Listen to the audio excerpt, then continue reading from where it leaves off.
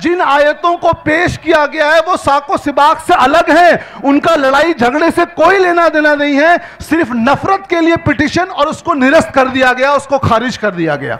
तो ये हम इस शख्स ने पहले वक्फ घोटाला किया है, ये सब कुछ मौजूद है, उसके ऊपर मुकदमे चल रहे हैं, जिस तबके से ताल्लुक है उस तबके ने उसको अपने आप से अलग कर दिया है। ये तमाम ऑलरेडी मौजूद हैं कि अगर किसी भी मजहबी या रंग या भाषा को लेकर किसी के जज्बात को कोई ठेस पहुंचाता है तो उसको जेल की सज़ा होगी।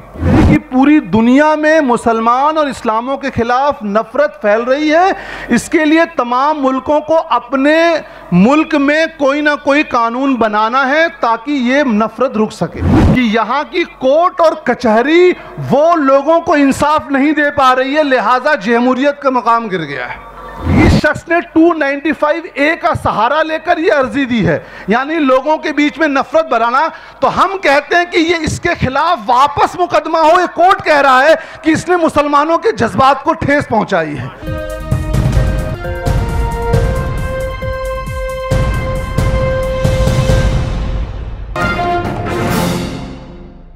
अस्सलामु अलैकुम वरहमतुल्लाहि वबरकातुहू। अल्हम्दुलिल्लाहि रब्बिल आलमीन वस्सलातु वस्सलामु अला सय्यिदिल मुरसलीन। अल्लाह ताला कुरान मजीद में फ़रमाता है वअइद्दू लहुम मस्तताअतुम मिन कुव्वा। मफ़हूम ये है कि अपनी क़ुव्वत के मुताबिक, अपनी ताकत, अपनी एबिलिटी के मुताबिक उनसे मुकाबला करने की तैयारी करो।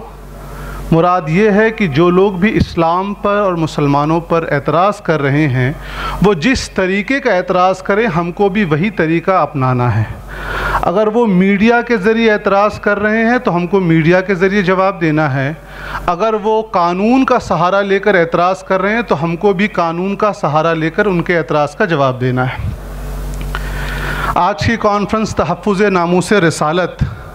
अगर यहाँ लॉ के स्टूडेंट हैं तो एक सवाल ये उठता है, आईपीसी में, इंडियन पीनल कोड में सेक्शन 153A ये मौजूद है, धार्मिक भावनाओं को चोट पहुँचाना, जो भी ऐसा करेगा उसको जेल की सज़ा होगी। ये मौजूद है, 295 मौजूद है, 295A मौजूद है, 504 मौजूद है, 505 मौजूद है। ये तमाम ऑलरेडी मौजूद हैं कि अगर किसी भी मजहबी या रंग या भाषा को लेकर किसी के जज्बात को कोई ठेस पहुंचाता है तो उसको जेल की सज़ा होगी। ये मौजूद है, लेकिन इसमें दिक्कत क्या है? It is only punishable up to 3 years of imprisonment. सिर्फ 3 साल की सज़ा होती है और ये तमाम मामले मजिस्ट्रेट के सामने पेश किए जाते हैं जहां उसको फ़ौरन बेल मिल जाती है। इसलिए हमारा सबसे पहला मुतालबा ये होना चाहिए कि जो भी ऐसी गुस्ताखी करे उसकी सज़ा बढ़ाकर 3 साल नहीं 10 साल की जाए, क्योंकि जब तक 7 साल की सज़ा होगी आपको जाने की ज़रूरत नहीं है। A police officer is entitled to issue bail. एक पुलिस ऑफिसर को इख्तियार है कि वो बेल दे दे। तो अगर हम चाहते हैं कि उस शख्स को वाकई सज़ा मिले तो हमारा पहला मुतालबा होना चाहिए कि ऐसी गुस्ताखी करने वालों की सज़ा 3 साल से बढ़ाकर 10 साल की जाए। अब यहाँ पर जो कानून में है वो ये है कि किसी भी धार्मिक व्यक्ति, अब भाई बहुत से उलमा इकराम, सूफिया इकराम, बुजुर्गान दीन हैं, तो प्रैक्टिकली तौर पर ये पॉसिबल नहीं है, मुमकिन नहीं है कि हम सबके लिए 10 साल की सज़ा का मुतालबा करें। इसलिए मेरा नाकिस मशवरा ये है कि हर मज़हब के जो बानियान हैं, यानी हमारे रसूलुल्लाह सल्लल्लाहु अलैहि वसल्लम और दीगर मज़ाहिब में जिनको देवता भगवान का तस्वुर किया जाता है, हम ये भी कहते हैं कि अगर उनको भी कोई कहता तो उनके खिलाफ भी कानून बनाइए आप। लेकिन ये सज़ा जब तक 3 साल से होकर 10 साल नहीं होगी कुछ नहीं होगा। एक बात। दूसरी बात, ये मसले जो पेश किए जाते हैं ये मजिस्ट्रेट के कोर्ट में पेश किए जाते हैं। It is a non bailable offence, but the issue is taken to the magistrate, he issues the bail. We want that this should be taken to the sessions court. हम चाहते हैं कि ये मामला सेशन कोर्ट में जाए, magistrate के court तक ना रहे, क्योंकि मजिस्ट्रेट के कोर्ट से मिलना बेल बहुत आसान होता है। इस गुफ्तगू के बाद हम बताएं कि ये सिर्फ इंडिया में नहीं हो रहा है। मेरे पास एक बयान था यूनाइटेड नेशंस, बैनुल अक़वामी मुत्तहिदा के एक्सपर्ट ने कहा, मैं उसको कोट करना चाहता हूँ UN expert Ahmad Shahid says that anti-Muslim hatred rises to epidemic promotions and urges state to act against widespread negative representation of Islam, hostility, violence and Islamophobia. बैनुल अक़वामी मुत्तहिदा में ये बात को पेश की गई कि पूरी दुनिया में मुसलमान और इस्लामों के ख़िलाफ़ नफ़रत फैल रही है। इसके लिए तमाम मुल्कों को अपने मुल्क में कोई ना कोई कानून बनाना है ताकि ये नफ़रत रुक सके।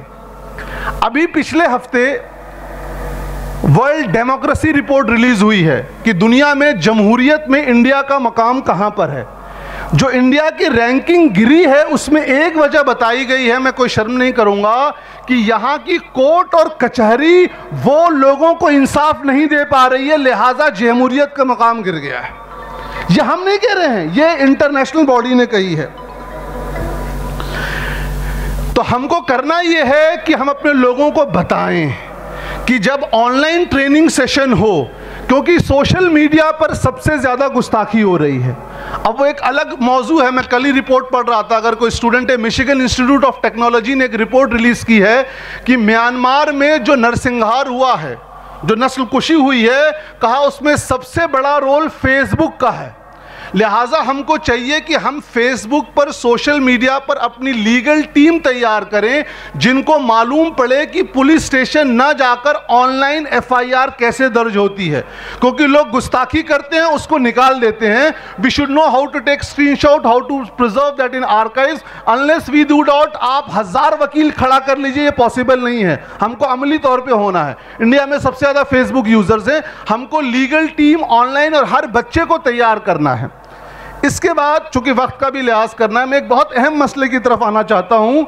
वसीम रज़वी नाम के एक शख्स ने कहा कि कुरान मजीद की 26 आयतें माज़अल्लाह निकाल देनी चाहिए। अल्लाह ताला ने इस दीन की और इस किताब की हिफाजत की जिम्मेदारी ली है। इसका एक असर हमें ये होना चाहिए कि हम अपने नौजवान बच्चों को उन 26 आयतों के बारे में बताएं। सबसे पहला, बहुत अच्छी बात है। दूसरी बात, हम अपने बच्चों को बताएं how Quran Sharif was compiled, Quran Sharif तदवीन कैसे हुई, इसके सेमिनार करें हम। और सबसे अहम बात, वसीम रज़वी, मैं उसके पास में नहीं जाना चाहता हूं। अगर आप जाएंगे लॉ में तो जब कहा जाता है किसी को बेल देने से पहले उसके पहले का चरित्र देखना चाहिए, क्या उसने पहले भी गुनाह किया है, जुर्म किए हैं। इस शख्स के बारे में, मैं उसका नाम भी नहीं लेना चाहता हूं, इस शख्स ने पहले वक्फ घोटाला किया है, ये सब कुछ मौजूद है, उसके ऊपर मुकदमे चल रहे हैं। जिस तबके से ताल्लुक़ है उस तबके ने उसको अपने आप से अलग कर दिया है। इसके बाद मैं आता हूं कि ये मसला पहला नहीं है। For all those who are saying that this is the first time, no. In 1974 a similar petition was filed in Calcutta High Court that certain verses of the Quran Sharif should be removed. ये पहली बार नहीं हुआ है। 1974 में चंदपाल चोपड़ा नाम के शख्स ने ये अर्जी दी थी कि कुरान शरीफ में माज़अल्लाह बहुत सी ऐसी आयतें हैं जिनको निकाला जाए। बस वो हाई कोर्ट को रूलिंग बताकर मैं अपनी बात खत्म करूंगा, क्योंकि असर का नमाज भी है और फिर हजरत की तकरीर और दुआ भी है। बस मैं वो हाई कोर्ट ने क्या कहा था वो पढ़ना चाहता हूं एक बार, क्योंकि मैं वो रूलिंग लेकर आया हूं। देखिए कोर्ट क्या कहती है, मैं इसको पढ़ना चाहता हूं। The Quran, spelled as Quran and stated to be religious book of the Muslims all over the world. Quran मजीद पूरे दुनिया में मुसलमान इसको अपनी मुकद्दस किताब समझते हैं। ये हाई कोर्ट की रूलिंग पढ़ रहा हूँ, मैं सिर्फ रूलिंग बताकर अपनी बात ख़त्म कर रहा हूँ। जो मैं चाहता हूँ सब लोग यहाँ से जाएं तो सुनकर जाएं।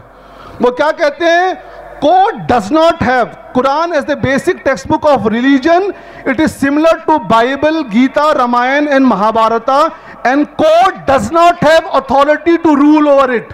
कहते हैं कुरान मजीद गीता और रामायण की तरह है और कोर्ट को यह इख्तियार नहीं है कि मजहबी मामले में, साइंसी मामले में और फिलॉसफी के मामले में अपनी मुदाखलत करे।